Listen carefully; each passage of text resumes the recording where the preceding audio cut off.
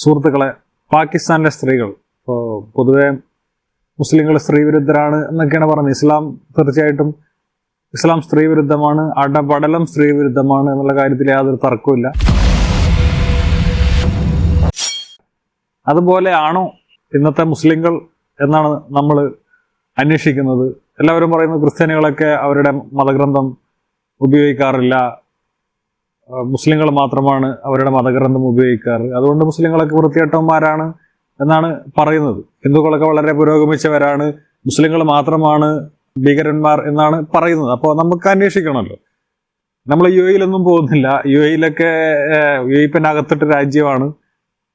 പക്ഷെ ജയിലിനകത്തിരുന്നിട്ടൊക്കെ ഞാൻ ജയിലിനകത്ത് വരുന്ന അവിടെ ആകെ കണ്ടിരുന്ന ജയിലിനകത്ത് നമ്മളേതൊരു സാധനവും കാണാതെ കാണുമ്പോൾ കിട്ടാതെ കിട്ടുമ്പോഴൊക്കെ അതിനൊരു പ്രത്യേക പരിഗണനയും ഡിമാൻഡൊക്കെ നമുക്ക് ലഭിക്കും. ഇപ്പൊ ജയിലിലൊക്കെ സ്ത്രീകളൊക്കെ ഇങ്ങനെ വലിയ വലിയ ഓഫീസർമാരായിട്ട് വരുമ്പോഴൊക്കെ അവരെ നമ്മളെ പ്രത്യേകം ശ്രദ്ധിക്കാറുണ്ട്. ഇതുപോലെ ഞാൻ വർക്ക് ചെയ്യുന്ന സമയത്തും നമ്മുടെ ഗവൺമെന്റ് സർക്കാർ ജോലിയിലൊക്കെ ഇപ്പോൾ അത് എല്ലാ സ്ഥലത്തും ഉണ്ട്. ദുബായിൽ മാത്രമല്ല, ഇപ്പൊ സൗദിയിലൊക്കെ ഇപ്പോൾ ഓക്കെ, സൗദി മുമ്പൊക്കെ ഉണ്ടായിരുന്നു എന്ന് പറയുന്നത്, ഇറാനിൽ മുമ്പൊക്കെ, അഫ്ഗാനിസ്ഥാനിലൊക്കെ ഉണ്ടായിരുന്നു. ഇപ്പോൾ പുതിയ സംഘികളെ പോലെ ഉള്ള ആളുകൾ വരുമ്പോൾ ഉണ്ടാകുന്ന പ്രശ്നങ്ങളാണ് അവിടെയൊക്കെ. തീവ്രവാദികൾ, മണ്ടന്മാരായ തീവ്രവാദികൾ, ബുദ്ധിയില്ലാത്തവന്മാരൊക്കെ കയറി വരുമ്പോഴുള്ള പ്രശ്നമാണ്. ഇതെല്ലാം നമ്മൾ പാകിസ്ഥാനിലേക്ക് വെറുതെ ഒന്ന് നോക്കാം. നമ്മളെ റിസർവേഷൻ മോഡി എടുത്തു കളയും എന്നൊക്കെ പറഞ്ഞിട്ടാണല്ലോ ഈ ഇലക്ഷനൊക്കെ അവര് മത്സരിച്ചത്. 3-2 ഭൂരിപക്ഷം കിട്ടിക്കഴിഞ്ഞാൽ റിസർവേഷൻ എടുക്കുന്നൊക്കെ പറഞ്ഞിട്ട്. അപ്പോൾ അത് പാകിസ്ഥാനിലെ കാര്യം നമ്മൾ നോക്കാം. പാകിസ്ഥാനിലെ ഭരണഘടനാപരമായിട്ട് 60 സീറ്റ് സ്ത്രീകൾക്ക് കൊടുക്കണം. അപ്പോൾ ആനുപാതികമായിട്ട് ഏകദേശം ഒരു ടോട്ടൽ എത്ര സീറ്റ് ഉണ്ടെന്ന് എനിക്കറിയില്ല, എന്തായാലും 60 സീറ്റ് സ്ത്രീകൾക്ക് അവിടെ കൊടുത്തിരിക്കണം. ഇത് ഞാനെപ്പോഴാണ് ശ്രദ്ധിക്കുന്നതെന്ന് വെച്ച് കഴിഞ്ഞാൽ, ഇമ്രാൻഖാന്റെ പ്രശ്നങ്ങളൊക്കെ ഉണ്ടായി. ഇമ്രാൻഖാന്റെ പാർട്ടി അവരെ നിരോധിച്ചപ്പോൾ ഇമ്രാൻഖാന്റെ പാർട്ടിക്കാരൊക്കെ സ്വതന്ത്രമായിട്ട് മത്സരിച്ചത്. അപ്പോൾ ഒരു പാർട്ടികൾ ഈ 60 സ്ത്രീകളെ നോമിനേറ്റ് ചെയ്യുക. നമ്മളിപ്പോൾ സുരേഷ് ഗോപിയൊക്കെ MP ഇല്ല, അത് നോമിനേഷനാണ്. ഇപ്പോൾ ഇവർക്ക് ഡയറക്റ്റ് മത്സരിക്കാൻ പറ്റില്ല എന്നുള്ളതൊക്കെ ന്യൂനതകളൊക്കെയാണ്. ഇപ്പൊ നമ്മൾ പാകിസ്ഥാനെ പറ്റിയിട്ട് വലിയ വായിൽ സംസാരിക്കൊന്നുമല്ല.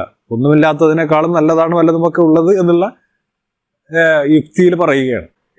റിസർവ്ഡ് ആയിട്ടുള്ള ആൾക്കാരെ തിരഞ്ഞെടുക്കണമെങ്കിൽ പാർട്ടി പരമായ ഒരു അംഗത്വം അവിടെ വേണം. ഇത്ര പേരുണ്ടെങ്കിൽ ഒരാളെ തിരഞ്ഞെടുക്കാന്നുള്ള ഒരു ഇക്വേഷനാണ് അവിടെ നടക്കുന്നത്, സമവാക്യമാണ്.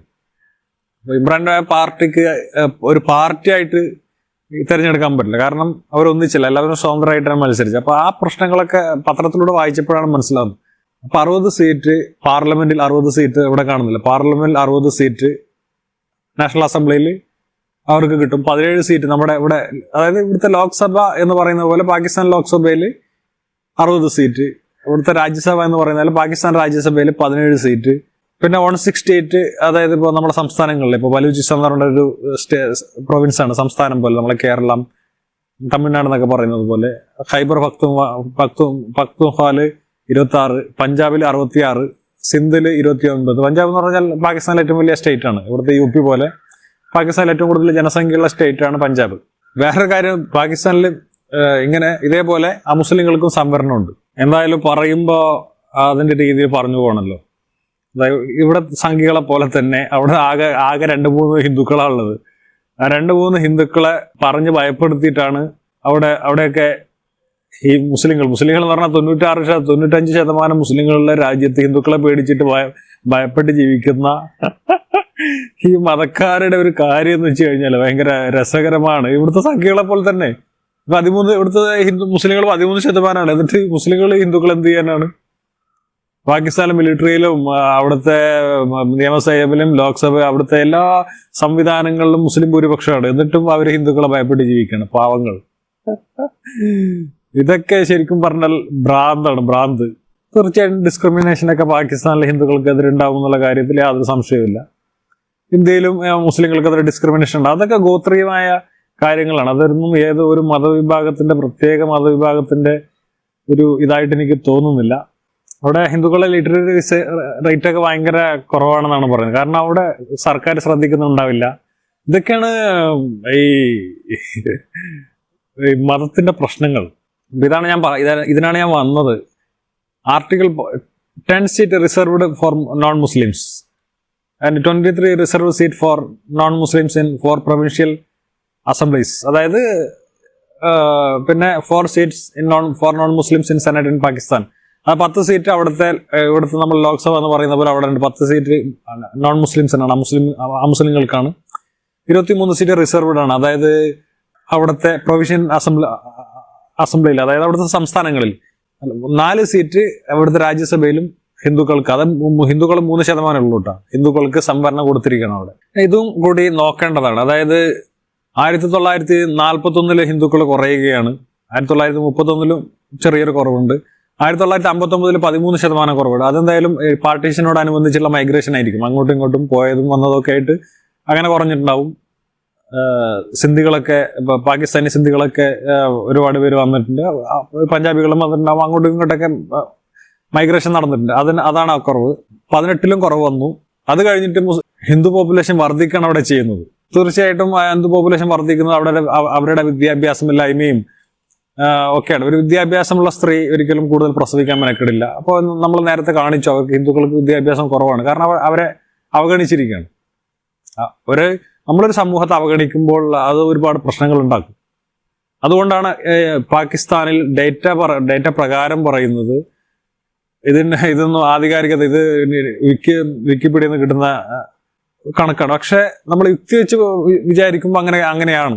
ഇപ്പൊ എന്തുകൊണ്ടാണ് കേരളത്തിലെ, ഇപ്പൊ നമ്മൾ പലരും സൗത്ത് ഇന്ത്യക്കാരൊക്കെ ഈ പാർലമെന്റ് സീറ്റ് പുനർനിർണയിക്കുമ്പോൾ എന്നൊക്കെ പറയുമ്പോൾ ഭയപ്പെടുന്നത് എന്തുകൊണ്ടാണ്? കാരണം നോർത്ത് ഇന്ത്യയിലൊക്കെ ജനസംഖ്യ പെരുപ്പം കൂടുതലും, അതുകൊണ്ട് അവർക്ക് കൂടുതൽ സീറ്റ് പോകും പുനർനിർണയം നടക്കുമ്പോൾ എന്ന് വിചാരിക്കുന്നത് കൊണ്ടാണ്.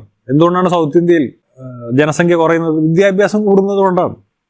അപ്പോൾ പാകിസ്ഥാനിലെ 1-2 വരുന്ന 2.4%, മുമ്പ് 1.4 ഇപ്പൊ 2.4% ഹിന്ദുക്കൾ വർദ്ധിച്ചു ശതമാനക്കണക്കിൽ. അത് എന്തുകൊണ്ടാണ്? എന്റെ ഊഹം അനുസരിച്ചിട്ട് അവിടെ ഇവർക്ക് വിദ്യാഭ്യാസം കിട്ടുന്നില്ല. വിദ്യാഭ്യാസം ഇല്ലാത്തപ്പോൾ ദാരിദ്ര്യമാണ്. ദാരിദ്ര്യമൊക്കെ ഉണ്ടാകുമ്പോൾ നമുക്ക് കുട്ടികളെ പഠന ചെലവിനെ പറ്റിയിട്ടൊന്നും ചിന്തിക്കേണ്ട കാര്യമില്ല. അപ്പൊ നമ്മളെ കേരളത്തിലൊക്കെ ആണെങ്കിൽ ഒരാൾ ചിന്തിക്കുന്നത് കുട്ടീനെ വളർത്തുമ്പോൾ, അത് മാത്രമല്ല ആണും പുരുഷനും സ്ത്രീയൊക്കെ ജോലിക്ക് പോകുമ്പോഴൊക്കെയുള്ള ഒരുപാട് പ്രശ്നങ്ങളൊക്കെ അഭിമുഖീകരിക്കുന്നതുകൊണ്ടും ഇവരെ വളർത്തിയിട്ട് വലുതാക്കാൻ ചിന്തിക്കുന്നത് കൊണ്ട്, വിദ്യാഭ്യാസമുള്ളത് കൊണ്ടൊക്കെയാണ് ജനസംഖ്യ കുറയുന്നത്. അതേപോലെയുള്ള പ്രശ്നം പാകിസ്ഥാനിലും ഉണ്ട്. അപ്പം മതം മാത്രമാണ് ഒരു പ്രശ്നം എന്ന് പലരും വിചാരിച്ചു കഴിഞ്ഞാൽ അത് തെറ്റാണ്, അത് മണ്ടത്തരമാണ്, അത് യുക്തിപരമല്ല എന്നാണ് പറയുന്നത്.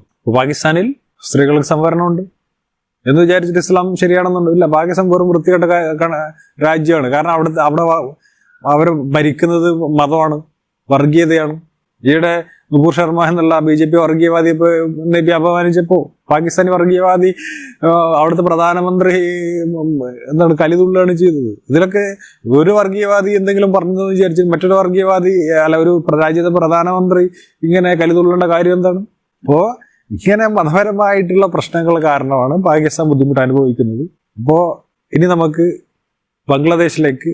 അപ്പോൾ നമ്മൾ മെയിനായിട്ട് ബംഗ്ലാദേശ് എന്ന് പറയുന്നത് ഇന്ത്യയുടെ തണലിൽ ജീവിക്കുന്ന, അല്ലെങ്കിൽ ഇന്ത്യയുടെ ഉള്ളിൽ ജീവിക്കുന്ന ഒരു സംസ്ഥാനം പോലെ ജീവിക്കുന്ന ഒരു രാജ്യമാണ് ബംഗ്ലാദേശ്.